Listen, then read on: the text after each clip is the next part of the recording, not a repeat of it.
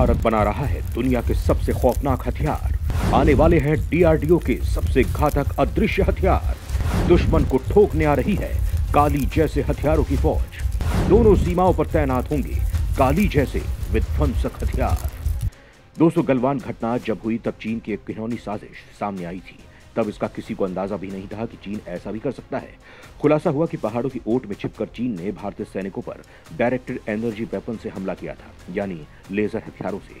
चीन जैसा घटिया देश ऐसा कर भी सकता है और इसीलिए अब भारत भी चीन की तरह सोचने और उसे ठिकाने लगाने की सोच चुका है। दोस्तों, आने वाले समय में दो देशों के बीच लड़ाई आमने सामने वाली नहीं होगी, बल्कि ऐसे ऐसे हथियारों से हमला होगा जो किसी एक देश में लॉन्च हुआ और दूसरा देश तबाह। इन हथियारों में अब तक सिर्फ मिसाइल ही शामिल थी, जो एक जगह से लॉन्च होकर कई हजार किलोमीटर की दूरी पर जाकर तबाही मचा सकती है।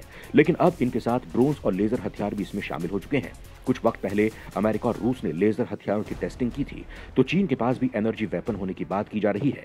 ऐसे में भारत के लिए जंगी मैदान में लेजर तकनीक से चलने वाले हथियारों का जखीरा होना बहुत जरूरी है और मोदी सरकार ने इस दिशा में तगड़े कदम आगे बढ़ा दिए हैं। इसीलिए अब भारत भी इस दिशा में काफी आगे की सोच चुका है। भारतीय सेना को ऐसे घातक और आधुनिक हथियारों से लैस करने के लिए डीआरडीओ ने कदम आगे बढ़ा दिए हैं। ये हथियार कुछ कुछ वैसे ही होंगे जैसे स्टार वॉर्स में दिखाए गए थे।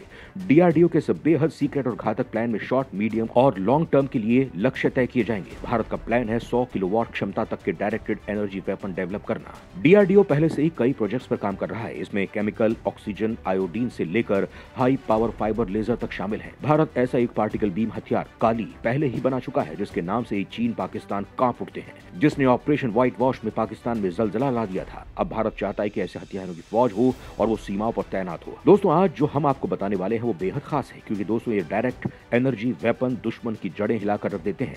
तो सवाल है कि भारत कौन से हथियार तैयार कर रहा है, इनकी ताकत क्या होगी, चीन को लेजर हथियारों के सामने भारत की तैयारी क्या है, ये सब हम आपको इस वीडियो में बताने वाले हैं। जो कुछ हम आपको बताने वाले हैं वो चीन के लिए किसी डरावने सपने से कम नहीं है। क्या होते हैं लेजर हथियार, कितने होते हैं घातक, कैसे काम करते हैं खतरनाक लेजर वेपन। दोस्तों, सबसे पहले तो ये समझ लीजिए कि लेजर हथियार होते क्या हैं। दरअसल दोस्तों, डायरेक्ट एनर्जी वेपन बेहतर संघनित इलेक्ट्रोमैग्नेटिक ऊर्जा वाली बीम यानी किरण बनाते हैं। इनके भी दो प्रकार होते हैं, उच्च शक्तिशाली लेजर और माइक्रोवेव। इनका एक ही बार पूरी सेना को जला सकता है। मिसाइल, जहाज, यूएवी और युद्ध में तैनात उपकरणों की सर्किट को जला देता है। दरअसल डायरेक्ट एनर्जी वेपन्स में टारगेट पर इलेक्ट्रॉनिक मैग्नेटिक एनर्जी या सब एटॉमिक पार्टिकल्स की बौछार की जाती है। इनके दो मेजर सब सिस्टम होते हैं, लेजर सोर्स और पार्टिकल बीम कंट्रोल सिस्टम। अब मान लीजिए कि एक मिसाइल को उड़ाना है तो किसी लेजर वेपन को 500 किलोवाट की बीम की जरूरत पड़ेगी। लेजर हथियारों के इस्तेमाल से इंसान अंधा हो सकता है, शरीर में असहनीय गर्मी पैदा कर देते हैं। दोस्तों, भारत के प्रोजेक्ट बेहद सीक्रेट हैं और मोदी सरकार इनकी जानकारी किसी को नहीं देती। लेकिन पब्लिक डोमेन में जो जानकारी है उसके मुताबिक डीआरडीओ ने कर्नाटक के चित्रदुर्ग में अगस्त 2017 में ट्रक पर जिस हथियार का परीक्षण किया था वो 1 किलोवाट का था। इसने 250 मीटर दूर से निशाना लगाया और 36 सेकंड में धातु की चादर में छेद कर दिया था। युद्ध में ऐसे हथियारों का इस्तेमाल काफी फायदेमंद होता है, क्योंकि प्रकाश की गति से चलने वाले हथियार एकदम सटीक निशाना लगाते हैं। एक शॉट पर कम खर्च आता है, मिसाइलों के मुकाबले फ्लेक्सिबल होते हैं। रैपिड रीटारगेटिंग के साथ कई टारगेट्स को एक साथ निशाना बनाया जा सकता है और अगर पावर सप्लाई पर्याप्त हो तो इनका जब तक चाहें इस्तेमाल जारी रख सकते हैं। गर्व करने वाली बात यह है कि भारत के डीआरडीओ ने डायरेक्ट एनर्जी वेपन बनाने में काफी हद तक सफलता पाली है। इसका सबसे बड़ा उदाहरण है एंटी ड्रोन सिस्टम। इसको लेकर भारत बड़े लेवल पर प्रोडक्शन करने वाला है। इनमें से एक ट्रेलर माउंटेन वेपन है जो 10 किलोवाट के लेजर से हवा में 1 किलोमीटर की रेंज में टारगेट को उड़ा सकता है। दूसरा कॉम्पैक्ट ट्राइपॉड माउंटेड है जो 1 किलोमीटर रेंज के लिए 2 किलोवाट लेजर यूज करता है। इनकी मदद से माइक्रो ड्रोन्स को जैम करने के अलावा उनके इलेक्ट्रॉनिक्स को भी डैमेज किया जा सकता है। इसे 15 अगस्त को लाल किले में पीएम मोदी की सुरक्षा में भी लगाया गया था। इस तरह के हथियारों की भारत एक तरह से फौज तैयार कर रहा है जो कुछ समय बाद सामने आने वाले हैं।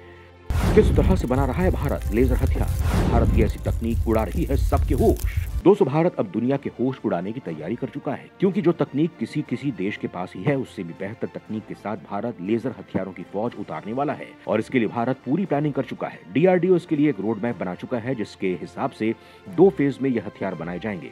फेज 1 में सेना और वायुसेना को कम से कम 20 tactical high energy laser systems की जरूरत है, जिनको पहले तैयार किया जा रहा है। इस चरण में डेवलप हथियारों की रेंज 6 से 8 किलोमीटर है, जबकि फेज 2 में ऐसे लेजर सिस्टम तैयार किए जा रहे हैं जिनकी रेंज 20 किलोमीटर से ज्यादा है। सेना को 20 high power electromagnetic weapon system की भी जरूरत है, जिनकी फेज 1 में रेंज 6 से 8 किलोमीटर और फेज 2 में रेंज 15 किलोमीटर से ज्यादा है। दोस्तों, ये लेजर हथियार काफी फायदेमंद है। डायरेक्टेड एनर्जी वेपन्स के फायदे। प्रकाश की गति से लगते हैं, निशाना एकदम सटीक, एक शॉट पर कम खर्च आता है, मिसाइलों के मुकाबले फ्लेक्सिबल, रैपिड रीटारगेटिंग के साथ कई टारगेट्स को एक साथ निशाना बनाया जा सकता है। अगर पावर सप्लाई पर्याप्त हो तो इनका जब तक चाहे इस्तेमाल जारी रख सकते हैं। हालांकि दोस्तों ये काम इतना आसान नहीं है। स्वदेशी तकनीक पर इस तरह के एनर्जी वेपन बनाने के लिए काफी रिसर्च की जरूरत पड़ती है और भारत लगातार इस पर काम कर रहा है। इस तकनीक में फिलहाल अमेरिका, रूस, जर्मनी, चीन, इजराइल और भारत आगे चल रहे हैं। इजराइल तो अपने लेजर हथियारों की तकनीक भारत को देने के लिए डील भी करने वाला है।